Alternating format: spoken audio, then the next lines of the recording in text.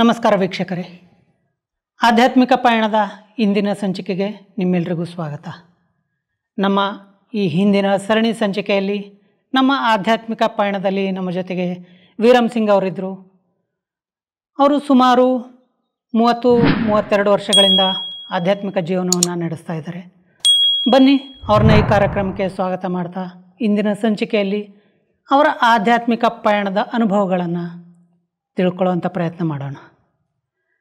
ಅಣ್ಣವರೇ, ನಿಮಗೆ ಈ ಕಾರ್ಯಕ್ರಮಕ್ಕೆ ಸ್ವಾಗತ. ನಮಸ್ಕಾರ.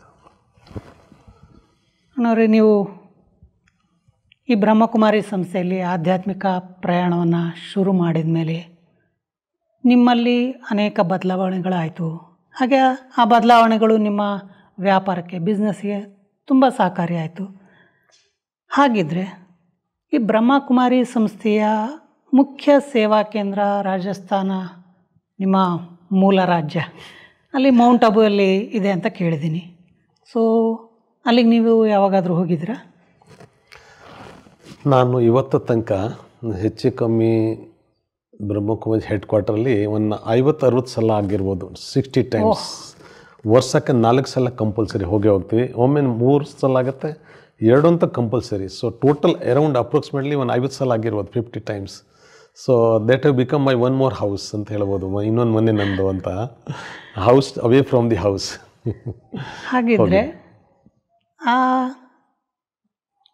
ಮೌಂಟ್ ಅಬುಗೆ ನೀವು ಮೊದಲನೇ ಸಾರಿ ಹೋದಾಗ ನಿಮಗೆ ಅಲ್ಲಿಯ ಸ್ಥಳವನ್ನು ನೋಡಿ ಏನು ಅನ್ನಿಸ್ತು? ಯಾವ ಭಾವನೆ ಬಂತು? ಸೊ ತಾವು ಪುನಃ ನನಗೆ 91ಕ್ಕೆ ಕರ್ಕೊಂಡು ಹೋಗ್ತಾಯಿದ್ರಿ. 90ಲಿ ನಾನು ಜ್ಞಾನಕ್ಕೆ ಬಂದೆ, ಬ್ರಹ್ಮಕುಮಾರಿ ಕಾಂಟ್ಯಾಕ್ಟ್ಗೆ ಬಂದೆ. 1991 January 18 that was the first time ನಾನು ಬ್ರಹ್ಮಕುಮಾರಿ ಕ್ಯಾಂಪಸ್ ಇದರಲ್ಲಿ ಹೋಗೋಕ್ಕೆ ನನಗೆ ಅವಕಾಶ ಸಿಕ್ಕಿದೆ. ಅದು ಅದ್ಭುತ ಅನುಭವ, ಎಕ್ಸ್ಪೀರಿಯನ್ಸ್. ಹೆಡ್ ಕ್ವಾರ್ಟರಲ್ಲಿ ಆಗಿರೋದು. ತಾವು ಹೇಳೋದಂಗೆ ಮೂಲ ನಿವಾಸ ನಾನು ರಾಜಸ್ಥಾನವ್ರು ಆಗಿದ್ದರೂ ಕೂಡ ನನಗೆ ಗೊತ್ತಿರಲಿಲ್ಲ ಅಂಥ ಸ್ಥಾನ ಇದೆ, ಇದು head quarter of the Brahma Kumaris ಗೊತ್ತಿರಲಿಲ್ಲ. ಆದರೆ ಮೈಸೂರಿಗೆ ಯಾವಾಗ ನಾನು ಜ್ಞಾನಕ್ಕೆ ಬಂದೆ, ಆವಾಗ ನಿಮಗೆ ಲಾಸ್ಟ್ ಎಪಿಸೋಡಲ್ಲಿ ಲಕ್ಷ್ಮೀಕ್ ಅವ್ರ ಬಗ್ಗೆ ಹೇಳಿದೆ ತಮಗೆ, ಹೇಗೆ ಅವರು ನಮಗೆ ಗೈಡ್ಲೈನ್ ಕೊಟ್ಟರು, ಧೈರ್ಯ ತುಂಬಿದರು.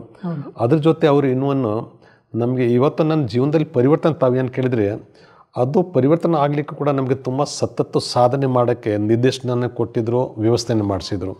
ಅದರಲ್ಲಿ ಮೇನಾಗಿ ನಮಗೆ ಆಗಾಗ ತಪಸ್ಸು ಮಾಡ್ಸೋಕ್ಕೆ ಈ ನಮ್ಮ ರಿಟ್ರೀಟ್ ಸೆಂಟರಲ್ಲಿ ನಮಗೆಲ್ಲ ಕರ್ಸೋರು, ತರಬೇತಿ ಕೊಡೋರು. ಅಂದರೆ ಯೋಗ ಮತ್ತು ತಪಸ್ಸು, ಯೋಗ ತಪಸ್ಸು ಮಾಡೋದೇ ಸಂಸ್ಕಾರ ಪರಿವರ್ತನೆ ಆಗೋದಿಲ್ಲ. ಸೊ ನಮ್ಮನ್ನು ನಾವು ಪರಿವರ್ತನೆ ಮಾಡ್ಕೋಬೇಕಾದ್ರೆ ಸತತ ಸಾಧನೆ ಬೇಕಾಗತ್ತೆ. ಸೊ ನಮಗೆ ಇದು ಒಂದು ಭಾಗ್ಯ ಅಂತ ಹೇಳ್ಬೋದು. ನಾವು ಮೈಸೂರಲ್ಲಿ ಇರೋ ಕಾರಣ ಲಕ್ಷ್ಮೀಕ್ ಅವರು ಇದರಲ್ಲಿ ಎಕ್ಸ್ಪರ್ಟ್ಸ್ ಫಾರ್ ಮೆಡಿಟೇಷನ್, ಬಟ್ಟಿ ಅಂತ ನಾವು ಹೇಳ್ತೀವಿ, ಇನ್ಸೆಂಟಿವ್ ಮೆಡಿಟೇಷನ್ ಮಾಡುವಂಥದ್ದು, ನಿರಂತರವಾಗಿ ಮೌನ ವ್ರತ ಮಾಡಿ ಸತತ ಆಂತರಿಕ ಸಾಧನೆ ಮಾಡುವಂಥದ್ದು. ಅದು ಸಾಪ್ತಾಹಿಕ ಇರುತ್ತೆ, 14-13 ದಿನ ಇರುತ್ತೆ, 21 ದಿನ ತನಕ ಮಾಡಿದ್ವಿ ಹಿಂದೆ. ಈ ರೀತಿ ಸಾಧನೆ ಮಾಡಿಸೋದಲ್ಲಿ, ಯಾಕಂದರೆ ಎಲ್ಲಿವರೆಗೆ ಸಾಧನೆ ಮಾಡೋದಿಲ್ಲ, ನಾವು ತಪಸ್ಸು ಮಾಡೋದಿಲ್ಲ, ಸಂಸ್ಕಾರ ಸ್ವಭಾವ ಪರಿವರ್ತನೆ ಆಗೋದಿಲ್ಲ. ಸೊ ಸ್ವಭಾವ ಸಂಸ್ಕಾರ ಪರಿವರ್ತನೆ ಆಗಲಿಕ್ಕೆ ಮೇನ್ ನಮಗೆ ಈ ತಪಸ್ಸು ಮತ್ತು ಸಾಧನೆ. ಅದು ಕೂಡ ನಮ್ಮ ಲಕ್ಷ್ಮೀಕ್ ಅವರು ತುಂಬ ಆಗಾಗ ಮಾಡಿಸೋದ ಕಾರಣ ನಮ್ಮ ಜೀವನದಲ್ಲಿ ತುಂಬ ಸಹಾಯ ಆಗಿದೆ, ನಮ್ಮನ್ನು ನಾವು ಪರಿವರ್ತನೆ ಮಾಡ್ಕೊಳ್ಳಿಕ್ಕೆ. ಸೊ ಈ ರೀತಿ ನಾವು ಎಲ್ಲ ಯಾವಾಗ ಪರಿವರ್ತನೆ ಆಗೋದು ಶುರು ಆಯಿತು, ಅದೇ ಜೀವನದ ಜರ್ನಿ ತಾವು ಹೇಳ್ದಂಗೆ ಈಗ ಮೌಂಟ್ ಅಬು ಹೆಡ್ ಕ್ವಾರ್ಟರ್ ಶುರು ಆಗಿದೆ. ಸೊ 1991 ನಾನು 18 ಜನವರಿಗೆ ಪ್ರಥಮ ಪರಮಾತ್ಮನ ಮಿಲನೆ ಮಾಡೋಂಥ ಭಾಗ್ಯ ಸಿಕ್ತು ನನಗೆ. ಆಗ ಆ ದಿನ ನನ್ನ ಜೀವನದಲ್ಲಿ ಅವಿಸ್ಮರಣೀಯ ದಿನ, ಅದು golden day of my life. ಅಂದರೆ ಆ ಓಂ ಶಾಂತಿ ಭವನಲ್ಲಿ ನಾವು ಅಲ್ಲಿ ಇದ್ವಿ ಆವಾಗ ಪ್ರೋಗ್ರಾಮಲ್ಲಿ. ಸೊ ಇವತ್ತು ಕೂಡ ನಾನು ಆ ಜಾಗ, ಆ ಸಮಯ, ಆ ಪರಮಾತ್ಮನ ಮಿಲನ ಮರೆಯೋಕ್ಕಾಗೋದಿಲ್ಲ. ಅಂಥ ಜೀವನದಲ್ಲಿ ಸುಖ ಯಾವುದೋ ನಾವು ಪಡಿಬೇಕು ಅಂತ ಒಬ್ಬ ವ್ಯಕ್ತಿದು ಗುರಿ ಇರುತ್ತೆ, ಅದೆಲ್ಲ ಪಡ್ಕೊಂಡೆ ಆವತ್ತು ನಾನು ಪೂರ. ಇನ್ನೂ ಜೀವನದಲ್ಲಿ ಯಾವ ಆಸೆ ಆಕಾಂಕ್ಷೆ ಉಳ್ಕೊಂಡಿಲ್ಲ ಆವತ್ತಿಂದ. ಈ ಜೀವನ ಪರಮಾತ್ಮ ಕೊಟ್ಟೋದು ಗಿಫ್ಟ್ ನನಗೆ. ಏನೇನು ನಮಗೆ ಯಾವುದಾದ್ರೂ ನಮ್ಗೆ ಕನಸಿಲ್ದಿರೋಂಥದ್ದೆಲ್ಲ ಪ್ರಾಪ್ತಿಯಾಗಿದೆ ಜೀವನದಲ್ಲಿ. ಫಾರ್ ಎಕ್ಸಾಂಪಲ್, ಒಬ್ಬ ವ್ಯಕ್ತಿಗೆ ಜೀವನದಲ್ಲಿ ಏನು ಬೇಕು? ನೆಮ್ಮದಿ ಬೇಕು, ಸುಖ ಬೇಕು, ಶಾಂತಿ ಬೇಕು, ಸಮೃದ್ಧಿ ಬೇಕು, ಹೌದು, ಜನಬಲದ ಎಲ್ಲ ಇದೆಲ್ಲ ನಮಗೆ ಭಗವಂತ ಪ್ರಾಪ್ತಿ ಮಾಡಿಸಿದೆ. ಯಾವುದಲ್ಲಿ ಇವತ್ತು ಇದು ಬೇಕು ಅನ್ನೋದು ನನಗೆ ಯಾವುದೂ ಇಲ್ಲ. ಎಲ್ಲ ರೀತಿಯಲ್ಲಿ ನಾನು ಸಂಪನ್ನಾಗಿದೆ, ಆಂತರಿಕವಾಗಿ ಸಂತುಷ್ಟ ಬಂದಿದೆ. ಸೊ ಹೀಗಾಗಿ ಅದು ಒಂದು ಯಾತ್ರೆ ತುಂಬ ಅದ್ಭುತವಾಗಿದೆ. ಮತ್ತು ಅಲ್ಲಿ ನಾವು ಯಾವಾಗ ಮೌಂಟ್ ಅಬು ಹೆಡ್ ಕ್ವಾರ್ಟರ್ ಹೋಗಿದ್ದೀವಿ, ಅಲ್ಲಿ ನಮಗಿಂತ ಸೀನಿಯರ್ಸ್ ತುಂಬ ದಾದಿಯರು ಎಲ್ಲ ಇದ್ದರು. ಅವರನ್ನು ನೋಡುವಂಥದ್ದು, ಅವರ ದಿವ್ಯ ಜೀವನಗಳು ನಮಗೆ ತುಂಬ ಪ್ರೇರಣೆ ಕೊಟ್ಟಿದೆ. ಜೀವನ ಇರಬೇಕಾದ್ರೆ ಇವ್ರ ಥರ ಇರಬೇಕು ಅನ್ನೋದು ನಮಗೆ ಮೊದಲನೇ ಇನ್ಸ್ಪಿರೇಷನ್ ಆಗಿರೋದು ದಾದಿಯನ್ನು ನೋಡುವಾಗ. ಎರಡನೇದು, ಒಂದು ವ್ಯವಸ್ಥೆ ಇರಬೇಕಾದ್ರೆ ಈ ರೀತಿ ಇರಬೇಕು. ಬ್ರಹ್ಮಕುಮಾರಿ ಹೆಡ್ ಕ್ವಾರ್ಟರ್ ಹೆಂಗೆ ವ್ಯವಸ್ಥೆ ಇದೆ, ಆ ಟೈಮ್ ಟು ಟೈಮ್ ಊಟ ತಿಂಡಿಂದಾಗಿ ಮಲ್ಕೊಳ್ಳೋದು, ಸ್ಟಡೀಸು, ಯೋಗ, ಜ್ಞಾನ, ಪ್ರತಿಯೊಂದು ರೀತಿಯಲ್ಲಿ ಶಿಸ್ತಿಂದ ನಡೆಯುವಂಥ ಪದ್ಧತಿ, ಸಿಸ್ಟಮ್ಸ್ ನಾನು ಅಲ್ಲಿ ನೋಡಿದೆ. ಅದು ಕೂಡ ನನಗೆ ತುಂಬ ಇಂಪ್ರೆಷನ್ ಆಯಿತು. ಮೂರನೇದು, ಸೇವೆ ಭಾವ ಅಂದರೆ ಏನಿರುತ್ತೆ, ಸೇವೆ ಮಾಡೋದು ಹೇಗಿರುತ್ತೆ ಅಂತ ಅದು ಕೂಡ ನಾವು ಅಲ್ಲಿ ಇರೋ ಸೇವಾದಾರಿನ ಸೇವೆ ಮಾಡಿ ನೋಡುವಾಗ ತುಂಬ ಇನ್ಸ್ಪಿರೇಷನ್ ಆಯಿತು. ನಮಗೆ ಕೂಡ ಒಂದು ಮನವರಿಕೆ ಆಯಿತು, ಪ್ರೇರಣೆ ಸಿಕ್ತು ಅವರಿಂದ. ಹಾಗಾಗಿ ಅದೇ ಪ್ರೇರಣೆ ತುಂಬಿಕೊಂಡು ನಾನು ಕಡೆಗೆ 4-5 ದಿನ ಇದ್ವಿ ಅಲ್ಲಿ. ಆಮೇಲೆ ನಾನು ತಮಗೆ ಆಗಲೇ ಹೇಳ್ದಂಗೆ ನಮ್ಮ ಊರ ರಾಜಸ್ಥಾನಲ್ಲಿ ಚಿಕ್ಕ ವಿಲೇಜ್ ಇದೆ. ಎಷ್ಟು ಮಟ್ಟಿಗೆ ನನಗೆ ಇನ್ಸ್ಪಿರೇಷನ್ ಆಯಿತು ಅಂದರೆ ಅದು, ನಾನು ನನಗೆ ಹೇಗೆ ಜೀವನದಲ್ಲಿ ಅಷ್ಟು ಅಪಾರವಾಗಿ ಖುಷಿ ಸಿಕ್ಕಿದೆ, ಒಂದು ಸಂತೋಷ ಸಿಕ್ಕಿದೆ, ನಾನು ಸುಖ ಸಿಕ್ಕಿದೆ, ಈ ಥರ ಎಲ್ಲರಿಗೂ ಸುಖ ಸಿಕ್ಕಲಿ ಅನ್ನೋದು ಒಂದೇ ಒಂದು ಮನೋಭಾವನೆ. ಅದೇ ಮನಸ್ಸಲ್ಲಿ ಶುಭ ಭಾವನೆ, ಒಂದು ಪ್ರತಿಯೊಬ್ಬರ ಬಗ್ಗೆ ಒಳ್ಳೆತನ ತುಂಬಿಕೊಂಡು ಮನಸ್ಸಲ್ಲಿ ಮೊದಲಿಂದ ನಾನು ಸೇವೆ ಯಾವ ಊರಲ್ಲಿ ನಾನು ಜನ್ಮ ಪಡೆದಿದ್ದೀನಿ ಆ ಊರವ್ರಿಗೆ ಎಲ್ಲರಿಗೂ ಪರಮಾತ್ಮನ ಜ್ಞಾನ ಸಿಕ್ಕಲಿ ಅಂತ ಒಂದು ವೃತ್ತಿ ಇಟ್ಕೊಂಡು ಅವ್ರ ಬಗ್ಗೆ ಒಂದು ಶುಭಾವನೆ ಇಟ್ಕೊಂಡು ನಾನು ಸೀದಾ 18 ಜನವರಿದು ಪ್ರೋಗ್ರಾಮ್ ಮುಗಿಸ್ಕೊಂಡು ಊರಿಗೆ ಹೋಗಿದ್ದೆ, ರಾಜಸ್ಥಾನ್, ನಮ್ಮ ವಿಲೇಜ್ಗೆ. ಅಲ್ಲಿ ಹೋಗೋದು ಮುಂಚೆ ಇಲ್ಲಿ 21 ಕ್ಯಾಲೆಂಡರ್ ಇದೆ ನಮಗೆ, ಪ್ರದರ್ಶನ ಇದೆ. ಯಾವುದೋ ಬ್ರಹ್ಮಕುಮಾರದ್ದು ಕೋರ್ಸ್ ಕೊಡ್ತಾರಲ್ಲ 7 ದಿನ, ಅದು ಕೋರ್ಸ್ ಕೊಡೋದು ಚಿತ್ರಗಳು ಇದೆ, ಚಿತ್ರ ಮುಖಾಂತರ ಜ್ಞಾನ ಹೇಳ್ಕೊಡ್ತಾರಲ್ಲ, ಅದು ಟೋಟಲ್ 21 ಪರ್ಚೇಸ್ ಮಾಡಿದೆ ನಾನು. ಫುಲ್ ಸೆಟ್, ಪೂರ ಸೆಟ್ ಪರ್ಚೇಸ್ ಮಾಡಿ ಊರಿಗೆ ಹೋಗಿದ್ದೀನಿ. ಊರಿಗೆ ಹೋಗುವಾಗ ಅಲ್ಲಿ ನಮ್ಮ ಊರಲ್ಲಿ ಸ್ಕೂಲ್ ಒಂದೇ ದೊಡ್ಡದು ಜಾಗ ಇರೋದು ಕಾರಣ, ಸೊ ನೆಕ್ಸ್ಟ್ ಅದಕ್ಕಿಂತ ಮುಂಚೆ ನಂದು ಜೋಧ್ಪುರ್ ಸಿಟಿ ಬರುತ್ತೆ, ಅಲ್ಲಿ ನಮ್ಮ ಮಾವನ ಪರಿವಾರ, ನಮ್ಮ ಫಾದರ್ನ ಫ್ಯಾಮಿಲಿ ಎಲ್ಲ ಅಲ್ಲಿ ಇರ್ತಾರೆ. ಸೊ ನಾನು ಬೇಸಿಕ್ಲಿ ರಾಜಪೂತ್ ಫ್ಯಾಮಿಲಿನ ಇರೋ ಕಾರಣ ಅಲ್ಲಿ ಸಾತ್ವಿಕ ಆಹಾರ ತಗೊಳ್ಳೋಂಥ ಪದ್ಧತಿ ಇಲ್ಲ ರಾಜಪೂತ್ಸಲ್ಲೆಲ್ಲ. ಆದರೆ ನಾನಿಲ್ಲಿ ಸತ್ತೋ ಪ್ರಧಾನ ಆಗೋಕ್ಕೆ ಸಾಧನೆ ಮಾಡೋದಲ್ಲಿ ಸತ್ತೋ ಗುಣಿ ಆಹಾರ ಇರಬೇಕು ಅನ್ನೋದು ಜೀವನದಲ್ಲಿ ತೀರ್ಮಾನ ಮಾಡ್ಕೊಂಡಿದೆ. ಸೊ ಮೊದಲೇ ನನಗೆ ಪೇಪರು ಅಲ್ಲಿಂದ ಶುರು ಆಯಿತು. ಈಗ ಮನ್ವಸಾಯಿತು ಜ್ಞಾನಕ್ಕೆ ಬಂದು ಮಿಲ್ನ ಮಾಡಿ ಪರಮಾತ್ಮನಿಗೆ ಊರಿಗೆ ಹೋಗ್ತಾಯಿದ್ವಿ. ಹಳೆ ವೀರಮ್ಮ ಬೇರೆ ಇದ್ದರು, ಈಗ ಪರಿವರ್ತನೆ ಆಗಿ ಹೋಗ್ತಾ ಇದ್ದೀನಿ. ಇದೆಲ್ಲ ಪರೀಕ್ಷೆ ಬರುತ್ತೆ ನನಗೆ ಗೊತ್ತಿತ್ತು. ಹಾಗಾಗಿ ನಾನು ಮೆಂಟ್ಲಿ ಪ್ರಿಪೇರ್ಡ್ ಆಗಿದೆ. ಅವ್ರಿಗೆ ಕನ್ವಿನ್ಸ್ ಮಾಡಬೇಕು, ಅವ್ರಿಗೆ ತಿಳಿಸ್ಬಿಟ್ಟು ಅವರನ್ನು ವಿಶ್ವಾಸಕ್ಕೆ ತೊಗೊಳ್ಬೇಕು. ಸೊ ನಾನು ಫಸ್ಟ್ ಫಾದರ್ ಇನ್ ಲಾ ಫ್ಯಾಮಿಲಿಗೆ ಹೋಗುವಾಗ ಅಲ್ಲಿ ನಂದು ವೇಷಭೂಷೆ ನೋಡ್ಬಿಟ್ಟು ಅವ್ರಿಗೆ ಒಂಥ ತಪಸ್ವಿ ಆಗಿದ್ದಾರಲ್ಲ ನಮ್ಮ ಹಳ್ಳಿಯವರು ಅಂತ ಅನ್ನಿಸ್ತು. ಆದರೆ ಏನಂತ ಅವ್ರಿಗೆ ವಸ್ತು ಜ್ಞಾನ ಗೊತ್ತಿರಲಿಲ್ಲ. ಅದು ಸಂಕೋಚ, ಪಾಪ ಏನು ಹೇಳೋಕ್ಕಾಗಲ್ಲ. ಆವಾಗ ನಾನು ಬರ್ತೀನಿ ಅಂದ್ಬಿಟ್ಟು 4-5 ಅತಿಥಿಗಳು, ಅದರಲ್ಲಿ ಒಬ್ಬರು DVSP ಇದ್ದರು, ಎಲ್ಲ ಆರ್ಮಿ ಆಫೀಸರ್ಸ್ಗಳು ಇದ್ದರು, ಅವರೆಲ್ಲ ಕೂತಿದ್ರು. ನನಗೆ ಕೂಡ ಕಾಯ್ತಾಯಿದ್ರು, ಬಂದು ಊಟ ಕೂತ್ರೆ ಅವ್ರ ಜೊತೆ ಮಾಡೋಣ ಅದು ಊಟ. ಸರಿ ಬಾ, ನಾನು ಆವಾಗ ಒಂದೇ ಒಂದು ಶುಭ ಸಂಕಲ್ಪ, ನಾನು ಯಾವ ದಾರಿಲಿ ಹೆಜ್ಜೆ ಇಟ್ಟಿದ್ದೀನಿ, ನಾನು ನಿರ್ವಿಘ್ನ ಇದರಲ್ಲಿ ಮುಂದೆ ಹೋಗಬೇಕು ಅನ್ನೋದು, ನನ್ನ ಕಲ್ಯಾಣ ಆದರೆ ಇವರೆಲ್ಲರದ್ದು ಕಲ್ಯಾಣ ಆಗೋದು ಅನ್ನೋದು ಒಂದೇ ಒಂದು ನನಗೆ ದೃಢ ನಿಶ್ಚಯ. ಅದು ಹಿಂದಿಯಲ್ಲಿ ಒಂದು ಸ್ಲೋಗನ್ ಇದೆ, ಅಲ್ಲಿ ಹೋದೆ, ಚಟ್ಟಿ ಕಲ್ಲ ತೆರೆ ಬಾನೆ ಸರು ಕಬ್ಬಲ್ಲ. ನನ್ನ ಜೀವನ ಉದ್ಧಾರ ಆದರೆ ನನ್ನಿಂದ ನನ್ನವರು ಕೂಡ ಎಲ್ಲರೂ ಉದ್ಧಾರ ಆಗ್ತಾರೆ ಅನ್ನೋದು ಮನವರಿಕೆ ಆಗಿರೋದು.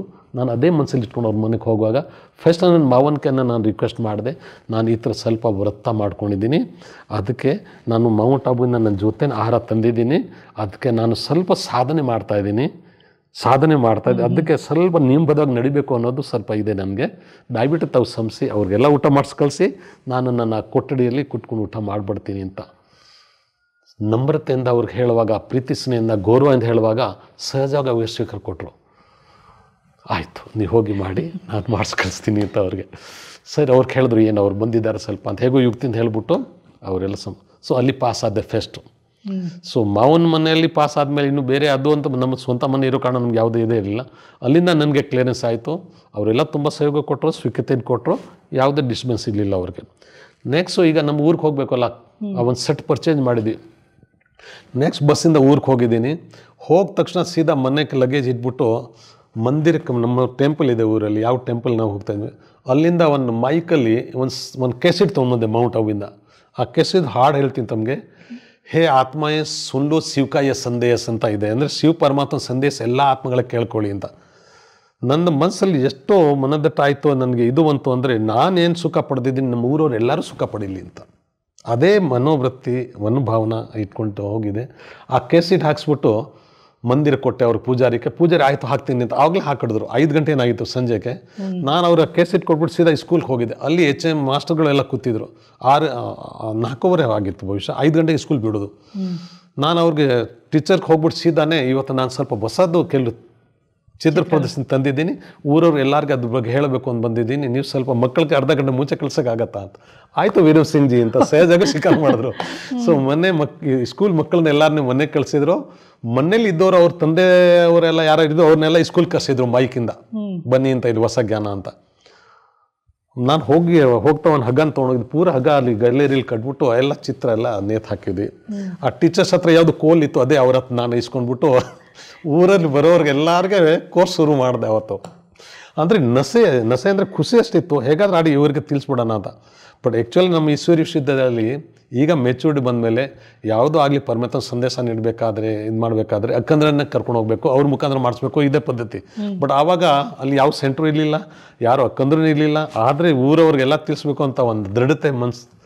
ಹಾಗಾಗಿ ಏನವ್ರ ಫಸ್ಟ್ ಪ್ರದರ್ಶನ ಇಟ್ಟಿದೆ, ಊರವ್ರು ಎಲ್ಲರೂ ಬಂದರು, ಎಲ್ಲರೂ ಪ್ರೀತಿನ ಕೇಳ್ಕೊಂಡು ಹೋದರು. ನನಗೆ ಭಾಳ ಖುಷಿ ಆಯಿತು ಅವತ್ತು. ಅಷ್ಟಕ್ಕೆ ನಿಲ್ಲಿಸಿಲ್ಲ. ನೆಕ್ಸ್ಟ್ ಸಂಜೆ ಆಯಿತು ಅಂದರೆ ಮಂದಿರಲ್ಲಿ ಯಾರು ಪೂಜಾರಿ ಇದ್ರಲ್ಲ, ಆ ಕೋರ್ಸ್ ತೊಗೊಂಡೋಗಿದ್ದೆ, ಅವ್ರಿಗೆ ಕರೆಸ್ತಿದ್ದು 4 ಜನಕ್ಕೆ, ಬನ್ನಿ ನಾನು ಕೋರ್ಸ್ ಕೊಡ್ಕೊಳ್ಳಿ, ಹೊಸ ಜ್ಞಾನ ಹೇಳ್ಕೊಡ್ತೀನಿ ಅಂತ. ಅವರೆಲ್ಲ ಬಂದು ಸಂಜೆ ಇಲ್ಲಿ ಮುಗಿಸ್ಕೊಂಡು ಸಂಜೆ ಅದು ಕೋರ್ಸ್ ಕೊಟ್ಟಿದ್ದು. ಕೋರ್ಸ್ ಕೊಡೋಕೆ ಒಬ್ಬರು ಅಲ್ಲಿ ಪಂಡಿತ್ಜಿ ಕೂತಿದ್ರು. ಅವ್ರು ಹೇಳಿದ್ರು, ವೀರಮ್ ಸಿಂಗ್ ಜಿ ಇದೆಲ್ಲ ನಾವು ಪೂಜಾರಿಗಳು ಇದ್ದೀವಿ, ನಮ್ಮ ಕೆಲಸ, ನೀವು ಇದಕ್ಕೆ ಎಲ್ಲ ಕೈ ಹಾಕ್ತಿರಲ್ಲ, ನೀವೆಲ್ಲ ಬಿಸ್ನೆಸ್ ಮಾಡಿ ಹೋಗಿ. ನಾನು ಅವ್ರು ಹೇಳೋದು, ನಾನು ಹೆಂಗೋ ನಾಳೆ ಹೊರಟೋಗ್ತೀನಿ, ಇದು ಹೊಸ ಜ್ಞಾನ ನಿಮಗೆ ತಿಳಿಸ್ಲಿಂದ ಬಂದಿದ್ದೀನಿ, ಮುಂದೆ ನೀವೇ ಮಾಡ್ಕೊಂಡು ಹೋಗ್ಬೋದು, ಆದರೆ ನೀವು ಅರ್ಥ ಮಾಡಬೇಕು ಇದನ್ನು ಅಂತ ಹೇಳಿದೆ ಅವ್ರಿಗೆ. ಹಾಗೆ ಏನವ್ರೆ ಸ್ಕೂಲನ್ನು ಪ್ರದರ್ಶನ ಮಾಡಿದೆ. ಆಮೇಲೆ ಸಂಜೆ 4 ಜನಕ್ಕೆ ಪಂಡಿತ್ ಪೂಜಾರಿ ಯಾರು ಇದ್ರು ಮಂದಿರಲ್ಲಿ ಅವ್ರಿಗೆ ಸ್ವಲ್ಪ ಈಶ್ವರಿ ವಿಶ್ವವಿದ್ಯಾಲಯ ಬಗ್ಗೆ ಏನಿದೆ ಬೆನಿಫಿಟ್ ಅಂತ ಹೇಳ್ಕೊಟ್ಟಿದೆ. ಅದು ಮೊದಲನೇ ಸೇವೆ ನಮ್ಮ ಊರಲ್ಲಿ ಮಾಡಿರೋದು. ತಮಗೆ ಹೇಳ್ತೀನಿ, ಅದ್ರದ್ದು ರಿಸಲ್ಟ್ ಏನಾಯಿತು ಅಂದರೆ ಇಡೀ ಜೋಧ್ಪುರ್ ಡಿಸ್ಟಿಕಲ್ಲಿ ಮೊದಲನೇ ಗೀತೆ ಪಾಠಶಾಲ ಓಪನ್ ಆಗಿರೋ ನಮ್ಮ ಊರಲ್ಲಿ, ನಮ್ಮ ದೊಡ್ಡಪ್ಪನ ಮನೆಯಲ್ಲಿ ನಾವು ಮಾಡಿದ್ವಿ. ಆದರೆ ಮೆಸೂರಲ್ಲಿ ಜ್ಞಾನದ ಬಿತ್ತನೆ ಆಗಿರೋದು ನಮ್ಮ ಊರಲ್ಲಿ ಕೂಡ ಅದ್ರದ್ದು ಫಲ ಕೊಟ್ಟಿದೆ ಅನ್ನೋದು ಅದು ನಮ್ಗೆ ಇವತ್ತು ಅದಾದಮೇಲೆ ಒಂದು ಸೆಂಟ್ರ್ ಆಗಿದೆ. ಮತ್ತು ಎಷ್ಟೋ ನಮ್ಮ ಲೌಕಿಕ ಪರಿವಾರ ಅವರು ಅದೆಲ್ಲ ನೋಡ್ಬಿಟ್ಟು ನಮ್ಮ ಜೀವನ ನೋಡಿ, ಯಾಕಂದರೆ ಈ ಕೋಪ ಕೆಟ್ಟದ್ದು ಅನ್ನೋದು ಎಲ್ಲರಿಗೂ ಗೊತ್ತು, ಯಾರ ಕೈಯಿಂದ ಬಿಡೋಕ್ಕಾಗೋದಿಲ್ಲ. ನಾವು ಅದನ್ನು ಸ್ವಲ್ಪ ಕಂಟ್ರೋಲ್ ಗೊತ್ತಿರುತ್ತೆ. ಕೋಪ, ಈರ್ಷೆ, ದ್ವೇಷ ಇವೆಲ್ಲ ಒಳ್ಳೆಯದಲ್ಲ, ಇವು ಬಿಡಬೇಕು, ನಮ್ಮಲ್ಲಿ ಇರಬಾರ್ದು ಅಂತ. ಆದರೆ ಅದನ್ನು ಪ್ರಾಪರಾಗಿ ಬಿಡೋದಕ್ಕೆ ದಾರಿ ಗೊತ್ತಿರಲ್ಲ. ಸೊ ನನಗೆ ಈ ಜೀವನದಲ್ಲಿ ಪರಿವರ್ತನೆ ನೋಡ್ಬಿಟ್ಟು ಅವ್ರಿಗೆ ಕೂಡ ಒಂಥರ ಪ್ರೇರಣೆ ಸಿಕ್ಕಿದೆ. ಆಚಾರ ವಿಚಾರ, ಮಾತುಕತೆ, ವ್ಯವಹಾರ ಮತ್ತು ಊಟ ತಿಂಡಿ ಪ್ರತಿಯೊಂದು ಸಾತ್ವಿಕತೆ ಕಡೆ ಕರ್ಕೊಂಡು ಹೋಗುವಂಥದ್ದು. ಸಾತ್ವಿಕತೆ ಎಲ್ಲರಿಗೂ ಇಷ್ಟ. ಸೊ ಆದರೆ ಒಬ್ಬ ಸಾತ್ವಿಕವಾಗಿ ನಡೆಯುವಂಥ ವ್ಯಕ್ತಿನ ಕಾಣಬೇಕಾದ್ರೆ ಯಾರಾದರೂ ಒಬ್ರು ಇರಬೇಕು ಅಲ್ಲ. ಸೊ ನಮ್ಮನ್ನು ನೋಡಿ ನಮ್ಮ ರಿಲೇಷನ್ ಅವರು ಕೂಡ ಎಲ್ಲರಿಗೂ ಪ್ರೇರಣೆ ಸಿಕ್ಕಿದೆ. ಇವತ್ತು ಹೆಚ್ಚು ಕಮ್ಮಿ ನಮ್ಮ ಲೌಕಿಕ ಪರಿವಾರದಲ್ಲಿ ಒಂದು 20 ರಿಂದ 25 ಜನ ತನಕ ನಮ್ಮ ಈಶ್ವರಿ ಪರಿವಾರದ ಜೊತೆ ಜಾಯ್ನ್ ಆಗಿದ್ದಾರೆ. ಸೆಂಟ್ರಿಗೆ ಹೋಗ್ತಾರೆ, ಜ್ಞಾನ ತಗೊಳ್ತಾ ಇದ್ದಾರೆ. ಸೊ ಹಾಗಾಗಿ ಇದು ಜೀವನ, ಈ ಥರ ಈಶ್ವರಿ ಜೀವನ ನಮ್ಮ ಪರಿವಾರ ರೀತಿಯಲ್ಲಿ ಕೂಡ ಅವ್ರಿಗೆ ಕೂಡ ಮಾರ್ಗದರ್ಶನ ಕೊಟ್ಟಿದೆ. ಅದೇ ರೀತಿಯಲ್ಲಿ ಕೂಡ ಸಾರ್ಥಕ ಆಯಿತು. ನಮ್ಮ ವ್ಯವಹಾರದಲ್ಲಿ ಕೂಡ ಸಮೃದ್ಧಿ ಕೊಟ್ಟಿದೆ. ಸೊ ಹೀಗೆ ನೋಡ್ಲಿಕ್ಕೆ ಹೋದರೆ ನಮಗೆ ನಾನು ಹೇಳ್ತೀನಿ ತಮ್ಮ ಮುಂದೆ, ಇವತ್ತು ನಾನು ಭಾಗ್ಯಶಾಲಿ ಆತ್ಮ. ಸೊ ನನ್ನ ಜೀವನ ಸೆಟ್ ಆಗೋ ಜೊತೆನೇ ನಾನು ಯಾರ್ಯಾರು ಸಂಪರ್ಕದಲ್ಲಿ ಹೋಗ್ತೀನಿ ಅವ್ರಿಗೆ ಕೂಡ ಈ ಜೀವನದಲ್ಲಿ ಪ್ರೇರಣೆ ಸಿಕ್ಕಿ ಅವ್ರ ಜೀವನದಲ್ಲಿ ಸುಖ ಶಾಂತಿ ನೆಮ್ಮದಿ ಸಿಕ್ಕಿದ್ರೆ ಪ್ರತಿಫಲಲ್ಲಗೆ ಅವರೆಲ್ಲರಿಂದ ನನಗೆ ಕೂಡ ಆಶೀರ್ವಾದ ಸಿಗ್ತಾ ಇದೆ. ನೀವು ಹೇಳಿದ್ರಿ ಅಮೌಂಟ್ ಅಬುವಲ್ಲಿ ದಾದಿಯರನ್ನ ನೋಡಿ ಇರೋದಿದ್ರೆ ಈ ಥರ ಇರಬೇಕು ಅನ್ನೋದು ಒಂದು ಮಾತು ಹೇಳಿದ್ರಿ. ಹಾಗಿದ್ದರೆ ಆ ದಾದಿಯರಲ್ಲಿ ನೀವು ಏನೇನು ವಿಶೇಷತೆಗಳನ್ನು ನೋಡಿದ್ರಿ? ಅವ್ರ ವಿಶೇಷತನ ವರ್ಣನೆ ಮಾಡಿದ್ರೆ ತುಂಬ ಲಿಸ್ಟ್ ಇದೆ. ಉದಾಹರಣೆ ನಿಮಗೆ ನಾನು ಸಮರಿ ರೂಪದಲ್ಲಿ ಹೇಳ್ತೀನಿ. ಮೊದಲನೇದು ದಾದಿಯಲ್ಲಿ ನಾನು ನೋಡಿರೋದು ಪರಿವಾರದ ದೊಡ್ಡವರಿದ್ದು ಪಾಲನೆ ಕೊಡುವಂಥದ್ದು. ಅಂದರೆ ಒಂದು ಮನೇಲಿ ಯಾರೋ ನಮ್ಮ ದೊಡ್ಡವರಿದ್ದರೆ ಹೊರಗಡೆ ಇದ್ದವ್ರ ಮಕ್ಕಳು ಮನೆಗೆ ಬಂದರೆ ಅವರು ತಾಯಿ ಇರ್ಬೋದು, ಅಜ್ಜಿ ಇರ್ಬೋದು, ಹೇಗೆ ಒಂದು ಲೌಕಿಕ ಪರಿವಾರದಲ್ಲಿ ಅವ್ರಿಗೆ ಸುಖವಾಗಿ ನೋಡ್ಕೊಳ್ತಾರೆ ಪ್ರೀತಿ ವಿಶ್ವಾಸದಿಂದ, ಆ ರೀತಿ ಅವ್ರಿಗಿಂತ 1000 ಪಟ್ಟು ಮೇಲೆ ಜಾಸ್ತಿ ಹೇಳ್ತೀನಿ ನಿಮಗೆ ನಾನು. ಅದು ಎಲ್ಲ ಜನರಲ್ಲಾಗೆ ಜಗತ್ತಲ್ಲಿ ನಡೀತಾ ಇದೆ. ಆದರೆ ಇಲ್ಲಿ ದಾದಿಯರು ನಾವು ಹೋದ ತಕ್ಷಣ ಇವತ್ತು ನನಗೆ ನೆನಪು ಬರ್ತಾಯಿದೆ. ನಾವು ಮೌಂಟ್ ಅಬು ತಲುಪಿದ್ವಿ. ಸಂಜೆ ನಾವೆಲ್ಲ ಮೈಸೂರವ್ರು ಕೂತಿದ್ವಿ. Dadi Prakash Maniji head of the Brahma college 1990 ಅವಾಗ ಆಗಿದ್ದರು. ಅವರು ಬಂದು ಸೀದಾ ನಮಗೆ ಎಲ್ಲರಿಗೆ ಕೇಳಿದರು, ನೀವೆಲ್ಲ ಆರಾಮಾಗಿ ತಲುಪಿದ್ರಾ ಅಂತ. ಹಿಂದಿಲಿ ಸಬ್ ಆರಾಮ್ಸೆ ಪਹੁಂಚೆ. ಎರಡನೇದು ನಿಮಗೆಲ್ಲ ಅಕೊಮಡೇಷನ್ ಎಲ್ಲ ಸಿಕ್ಕಿದೆಯಾ, ರೂಮ್ಗಳು ಎಲ್ಲ ಹಾಸಿಗೆ ಅದು ಇದೆಲ್ಲ. ಎರಡನೇದು ಚಳಿ ಇರೋ ಕಾರಣ ಅವಾಗ ಜನವರಿ ತಿಂಗಳಿತ್ತು, ಬಿಸಿನೀರೆಲ್ಲ ಸಿಗ್ತಾ ಇದೆ ಅಂತ. ಅಂದರೆ ಪ್ರತಿಯೊಂದು ರೀತಿಯಲ್ಲಿ ಒಬ್ರಿಗೆ ಬರೋವ್ರಿಗೆ ತೊಂದರೆ ಆಗಬಾರ್ದು ಅನ್ನೋದು ಅಷ್ಟು ಯಾರು ಗಮನ ಕೊಡ್ತಾರೆ. ನಾವೇ ನಮ್ಮ ಮನೇಲಿ ಮಕ್ಕಳಿಗೆ ಕೊಡೋಕ್ಕಾಗೋದಿಲ್ಲ. ಅಷ್ಟು ನಮ್ಮ ಬಗ್ಗೆ ದಾದಿ ಗಮನ ಕೊಟ್ಟು ನೀವು ಹೇಳ್ತಾ ಇರೋದು ನೋಡಿದ್ರೆ ಅವ್ರು ಪ್ರತಿಯೊಂದು ಚಿಕ್ಕ ಪುಟ್ಟ ವಿಷಯದ ಕಡೆನೂ ಸಹ ಗಮನ ಹರಿಸ್ತಾರೆ. ಚಿಕ್ಕ ಪುಟ್ಟ ಇವನ್ ಅಷ್ಟು ತನಕ ಹೇಳಿದರು, ನಿಮ್ಗೆ ಯಾರಾದರೆ ಏನಾದರೆ ಚಳಿ ನೆಗಡಿ ಜ್ವರ ಏನಾದರೆ ನೀವು ಫಾರ್ಮಸಿ ಇದೆ, ಮೆಡಿಸಿನ್ ತೊಗೊಳ್ಳಿ, ನಿಮ್ಗೆ ಊಟ ತಿಂಡಿಲಿ ಏನಾದರೂ ಇದ್ದರೆ ಯಾವ್ದಾರು ಐಟಮ್ ಮಾಡಿಸ್ಬೇಕಾದ್ರೆ ಅದು ಕೂಡ ಹೇಳ್ಬಿಟ್ಟು ತೊಗೊಳ್ಳಿ. ನೀವು ಯಾವುದೋ ಸಂಕೋಲ ಇಟ್ಕೋಬೇಡಿ. ನಿಮ್ಮ ತಂದೆ ಮನೇಲಿ ಬಂದಿದ್ರಿ, ಮಗುವಾಗಿ ಇರಿ, ನಿಸ್ಸಂಕೋಚವಾಗಿ ಇರಿ, ಅಷ್ಟು ನಮಗೆ ಭರವಸೆ ತುಂಬಿದ್ರು. ಅವ್ರು ಆ ಮಾತು ಹೇಳುವಾಗ ನೋಡಿದ್ರೆ ನಮಗೆ ಆ 3-4 ದಿನದ ಪ್ರಯಾಣ ಇತ್ತು ಅಲ್ಲ ಟ್ರೈನ್ದು, ಎಲ್ಲ ಹಗುರ ಮರ್ತ್ಬಿಟ್ಟಿವಿ ನಾವು. ಏಕ್ದಮ್ ಖುಷಿ ಆಗ್ಬಿಡ್ತು, ಅಷ್ಟು ನಮ್ಮನ್ನು ವಿಚಾರಣೆ ಮಾಡಿದ್ರಲ್ಲ ಅಂತ. ನಾವು ಫಸ್ಟ್ ಟೈಮ್ ನೋಡಿದ್ರು ಕೂಡ ಹೇಗೆ ಅನ್ನಿಸ್ತು ಅಂದರೆ ಇವರೇ ನಿಜವಾಗ್ಲೂ ಅನೇಕ ಜನ್ಮದಲ್ಲಿ ನಮ್ಮವರಾಗಿದ್ರು, ಅಷ್ಟು ಪ್ರೀತಿಯಿಂದ ನಮಗೆಲ್ಲ ವಿಚಾರಣೆ ಮಾಡ್ತಾರಲ್ಲ. ಇವತ್ತು ಜಗತ್ತಲ್ಲಿ ಯಾರಿದ್ದಾರೆ ಅನ್ನೋರು ಈ ಥರ ಎಲ್ಲ ಕೇಳೋದು ತಾವೇ ಹೇಳಿ. ಸೊ ಅಂಥ ಈಶ್ವರ್ಯವನ್ನು, ಆಧ್ಯಾತ್ಮಿಕ ಪ್ರೀತಿ, ಆ ದೇವತ್ವ, ಆ ದಿವ್ಯತೆ ಅವರಲ್ಲಿ ಇರೋದು ಇವತ್ತು ಮರೆಯೋಕ್ಕಾಗೋದಿಲ್ಲ. ಮಾರನೇ ದಿನ ಅವರು ನಮಗೆ ಯಾವುದೋ ರೀತಿಯಲ್ಲಿ ಆಗಲಿ ಪ್ರತಿಯೊಂದು ರೀತಿ ನೀತಿಯಿಂದ ನಮ್ಮನ್ನು ಹೇಗಾದ್ರೆ 4-5 ದಿನ ತುಂಬ ಸಂತೋಷವಾಗಿ ಜೀವನದಲ್ಲಿ ಪ್ರಾಪ್ತಿ ಮಾಡಿಸೋದಾಗಲಿ, ವಸ್ತುಗಳನ್ನು ತೊಗೊಳ್ಳಿ, ಇನ್ನೊಬ್ಬರವನ್ನು ಯಾವುದೂ ಕೊರತೆ ಇಲ್ಲದೆ ಅವರಿಗೆ ತುಂಬ ಚೆನ್ನಾಗಿ ನೋಡಿಕೊಂಡು ಖುಷಿಯಿಂದ ವಾಪಸ್ ಕಳಿಸ್ಬೇಕು ಅನ್ನೋದು ಒಂದೇ ಗುರಿ ಇತ್ತು ನಮ್ಮ ದಾದಿಯಲ್ಲಿ. ಜ್ಞಾನ ಸಂಪನ್ನಾಗಿರಬೇಕು, ಗುಣ ಸಂಪನ್ನಾಗಿರಬೇಕು, ಪರಮಾತ್ಮನ ಪ್ರಾಪ್ತಿಯವರು ತುಂಬಿರಬೇಕು, ಮತ್ತು ಇರುವಾಗ ಇವ್ರಿಗೆ ಯಾವುದೋ ಅಡಚಣೆ ಆಗಬಾರ್ದು. ಅಷ್ಟೆಲ್ಲ ಗಮನ ಕೊಟ್ಟೋದಕ್ಕಿಂತ ಇನ್ನೇನು ಬೇಕು ಜೀವನದಲ್ಲಿ ಹೇಳಿತಾವು.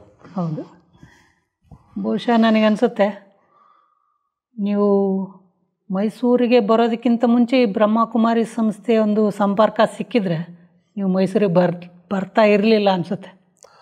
ಯಾಕೆಂದರೆ ಅಷ್ಟು ಹತ್ತಿರದ, ನಿಮ್ಮ ಸ್ವಂತ ಊರಿಂದ ಹತ್ತಿರದ ನಿಮ್ಮದೇ ರಾಜ್ಯದಲ್ಲಿರುವಂಥ ಹೆಡ್ ಆಫೀಸ್ ಬಿಟ್ಟು ಮೈಸೂರು ಇಷ್ಟು ದೂರ ಅಂಥ ಒಂದು ಪ್ರೀತಿ ಪಾಲನೆ, ಆ ಒಂದು ಅಂಥ ಸ್ಥಳ ಬಿಟ್ಟು ಬಹುಶಃ ಬರ್ತಿರ್ಲಿಲ್ಲ ಅನ್ಸುತ್ತೆ. ಅಣ್ಣವ್ರೆ, ತಾವು ಕೇಳಿರೋದು ಇನ್ನು ಒಂದು ರೀತಿ ನೋಡಿದ್ರೆ ಆ ಥರ ಆಗ್ಬೋದಾಗಿತ್ತು ಅನ್ನೋದು ನಿಮ್ಮ ವಿವೇಚನೆ ಇದೆ. ಆದರೆ ಎರಡನೇ ಹಂತ ಈ ಮಾತು ನೋಡಿದ್ರೆ, ನಾವು ಸ್ಟಡಿ ಮಾಡುವಾಗಲೇ ಯಾವಾಗ ಈಶ್ವರೀಶದಲ್ಲಿಗೆ ಇನ್ನೂ ನಾನು 8ನೇ ಕ್ಲಾಸ್ ಹೋದುವಾಗ ಮೈಸೂರು ಕಾ ಬೃಂದಾವನ್ ಗಾರ್ಡನ್ ಅಂತ ಪುಸ್ತಕಗಳು ಕೂಡ ನಮ್ಮ ಜೋಗ್ರಫಿಯಲ್ಲಿ ಬರ್ತಾಯಿತ್ತು. ಅಂದರೆ ಸುಂದರವಾಗಿ ಬಗೀಚಾ ಗಾರ್ಡನ್ ನೋಡ್ಬೇಕಾದ್ರೆ ಮೈಸೂರಲ್ಲಿದೆ. ಸೊ ಮೈಸೂರು ಅನ್ನೋದು ತುಂಬ ಫೇಮಸ್. ಹೌದು, ಇಲ್ಲಿ ಎರಡು ಫೇಮಸ್. ಒಂದು ಗಂಧ, ಶ್ರೀಗಂಧ. ಶ್ರೀಗಂಧ ಅನ್ನೋದು ಮೈಸೂರಲ್ಲಿ ಇಡೀ ವಿಶ್ವವಿಖ್ಯಾತ, ನಂಬರ್ 1.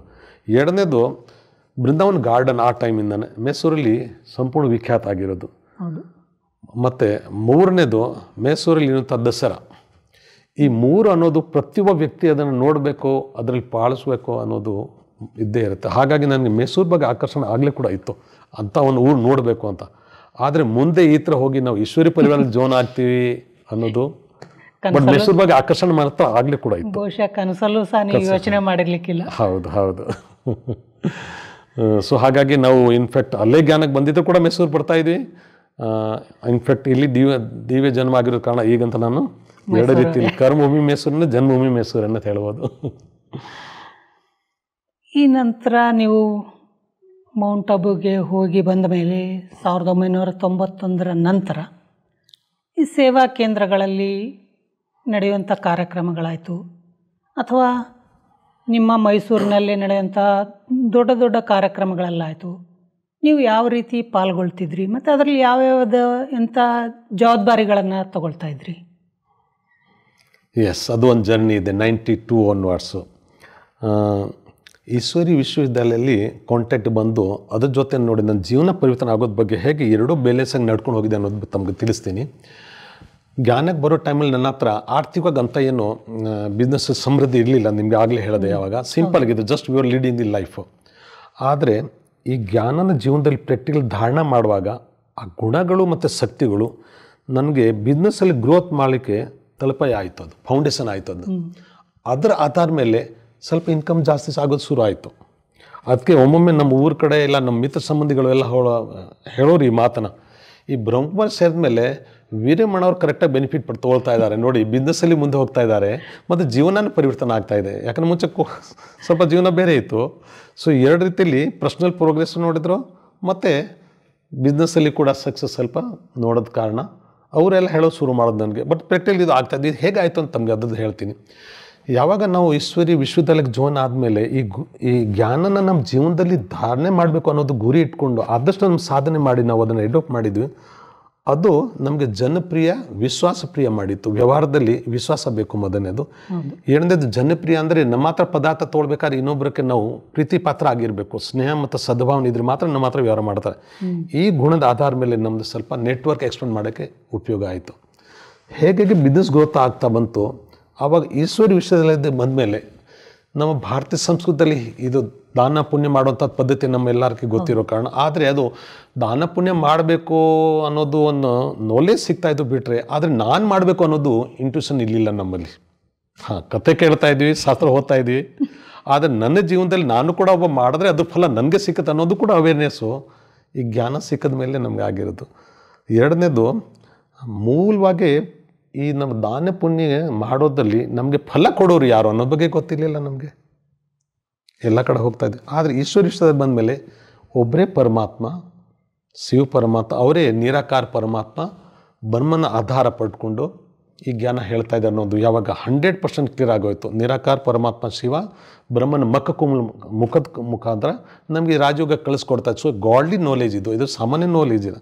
ಈ ಗಾಡ್ಲಿ ನಾಲೆಜನ್ನು ನಮ್ಮ ಜೀವನದಲ್ಲಿ ಧಾರಣೆ ಮಾಡಿಕೊಂಡು ಯಾವ ರೀತಿಲಿ ಬೇಕಾದ್ರೆ ನಾವು ವ್ಯಕ್ತಿತ್ವ ನಿರ್ಮಾಣ ನಮ್ಮದು ಮಾಡ್ಕೊಳ್ಬೋದು, ಮತ್ತು ನಮ್ಮ ಇನ್ಸ್ಪಿರೇಷನ್ ನನ್ನ ಎಕರೆಗೆ ಕೂಡ ನಾವು ಸಹಯೋಗಿ ಆಗ್ಬೋದು ಅನ್ನೋದು ಗುರಿ ಇರೋ ಕಾರಣ ಇದು ಶ್ರೇಷ್ಠ ಸಂಸ್ಥೆ.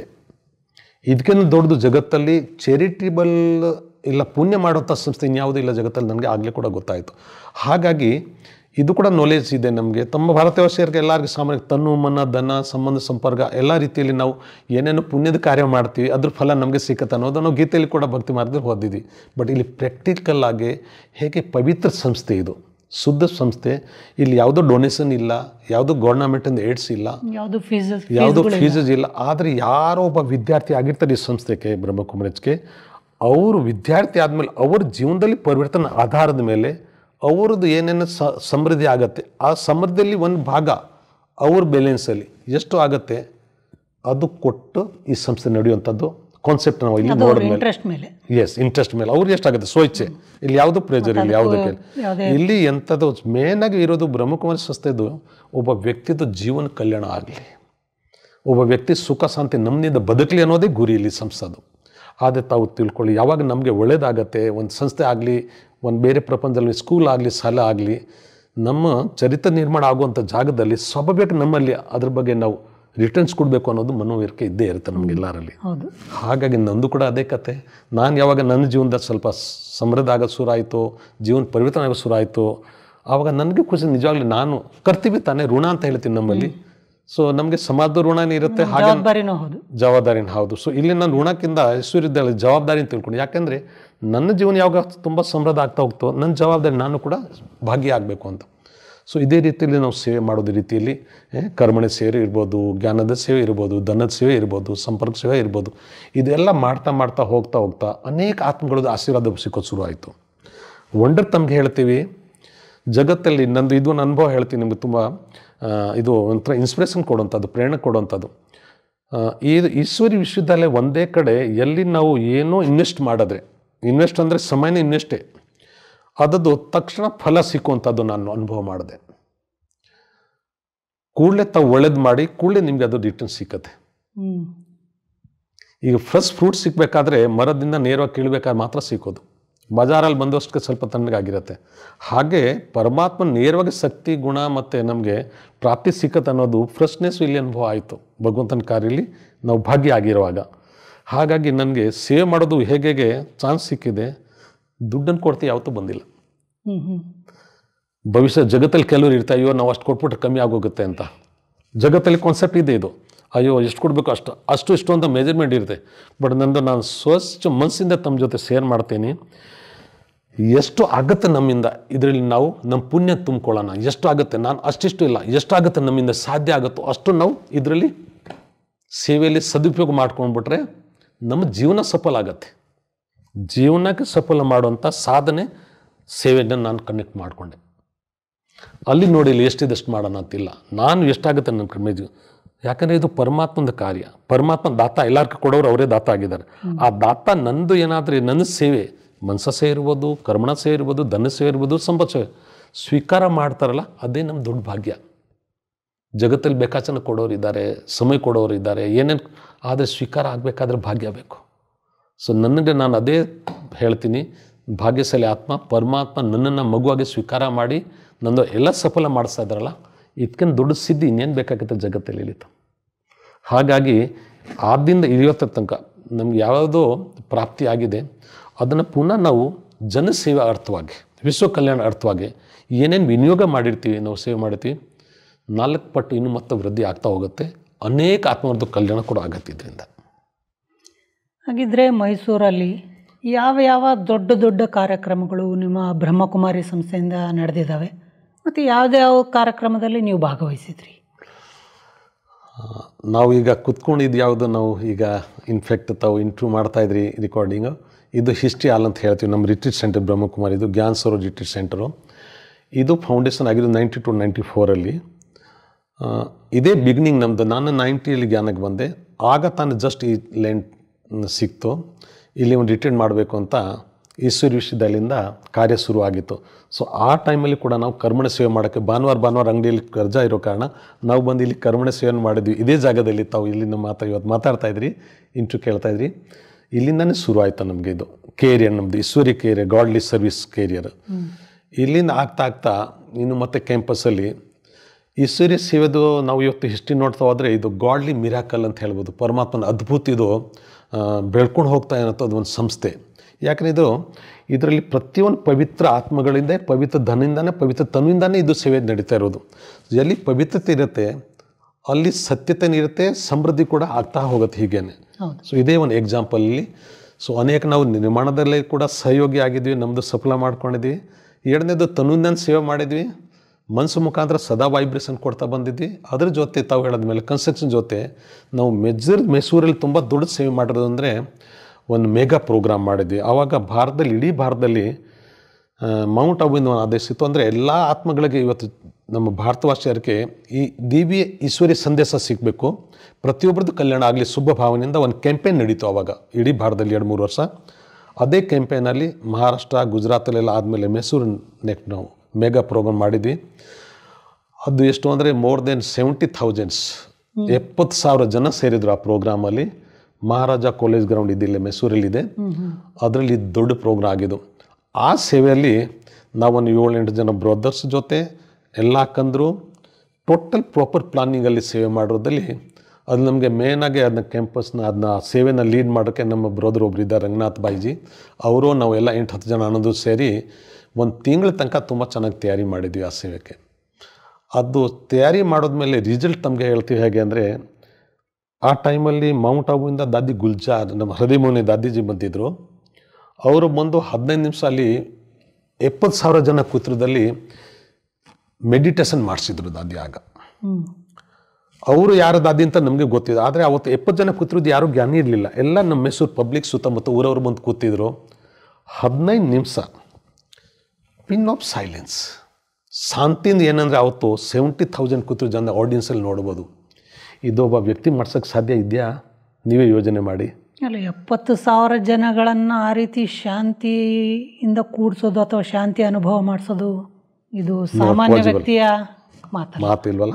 ಸೊ ಅಷ್ಟು ವರ್ಷ 70 ವರ್ಷ ಸಾಧನೆ ಮಾಡಿರೋದು ದಾದಿ ಮುಖಾಂತರ ಪರಮಾತ್ಮ ಶಕ್ತಿ ನೇರವಾಗಿ ಹೇಗೆ ವೈಬ್ರೇಷನ್ ಅನ್ನೋದು ನಾವು ಪೂರ ಟೋಟಲ್ ಆ ಕ್ಯಾಂಪಸ್ಸಲ್ಲಿ ಸಾಕ್ಷಿಯಾಗಿ ನಾವು ಅವತ್ತು ಅನುಭವ ಮಾಡಿದ್ವಿ. ಅದು ಇವತ್ತು ಮರೆಯೋಕ್ಕಾಗೋದಿಲ್ಲ. ಸೊ ಹಾಗಾಗಿ ಇದು ಪರಮಾತ್ಮ ಶಕ್ತಿಯಿಂದ ನಡೆಯುವಂಥ ಸಂಸ್ಥೆ ಇದು. ಇದರಲ್ಲಿ ಯೋಗಿ ತಪಸ್ವಿಗಳದು ವೈಬ್ರೇಷನ್ ಇದೆ, ಹೌದು. ಮತ್ತು ನಮ್ಮಂಥವ್ರು ಯಾರು ಗರ್ಸ್ದಲ್ಲಿ ಇದ್ದವರು ಕೂಡ ಯೋಗಿ ಜೀವನ ನಡ್ಸ್ಕೊಂಡು ಹೋಗ್ತೀವಿ.